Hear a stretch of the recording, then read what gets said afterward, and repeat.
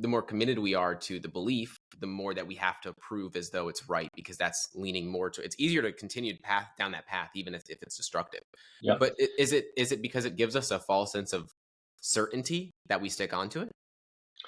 So, waking up in a world that is uncertain is very tough, Mm-hmm.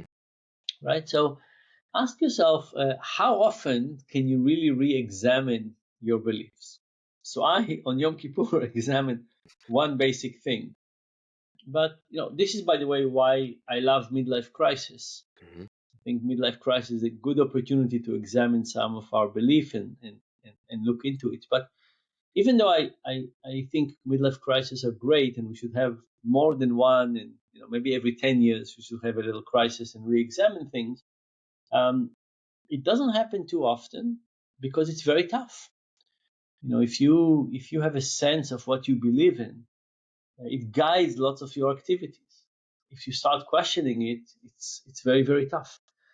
Um, I one of my biggest projects right now is to try and improve the last chapter in people's lives.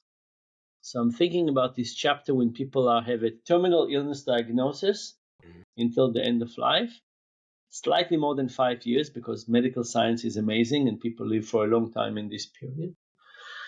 And I'm trying to analyze all the things that people do wrong in that chapter and all the things that we can do better. But here is a question I ask palliative care experts. So, palliative care is usually the care that is about managing life. Mm-hmm. And, most of life, we try to be happy, go with friends to dinner, and we try to, play in the park and watch movies and so on. Then people get sick. Then they start just worrying about being sick. And then at the end of life, they say, okay, let me care about quality of life. But palliative care is really about quality of life throughout. And I talked with experts in palliative care, like the best people in the world, and I asked them the following question. I said, imagine somebody was just diagnosed with terminal illness and they come to your care and you have all the time in the world to help them. You sit with them every day as much as they need and so on. And you are their guide for those 5+ years in which they are in the last chapter of their lives. And then imagine that person passes away. And you help them with everything. You help them with quality of life and sleep and symptoms and family relationship and writing a will and deciding about you help them with everything. And then the person passes away, they die. And 10 minutes later you wake them up. I know it's not possible, but in the story it is. And then you ask them, listen, think back to all your life and you can pick one chapter that you would repeat. What percentage of the people would pick that chapter of life, the last chapter?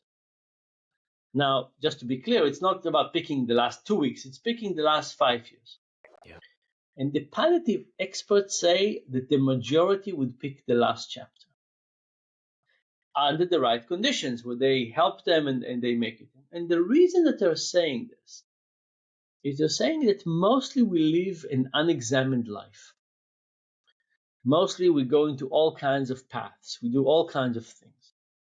And when people get bad news of a terminal illness diagnosis, they often use that as an opportunity to re-examine their lives. Mm-hmm. And they say, I need to fix social relationships. I need to worry about my legacy. Now, not everybody can do it. This is why I think they need help in doing this. But the interesting thing is that it is possible. Like you would say, oh, why don't people just at age 60 or 50 re-examine life anyway? Usually we're just too busy. We're too busy and we need a crisis to re-examine it. So I think that crises are interesting and important, and I think a period in which we re-examine everything and think about what path we want to take is incredibly important. But you can't do it all the time. So but once in a while, maybe every 10 years is a good idea.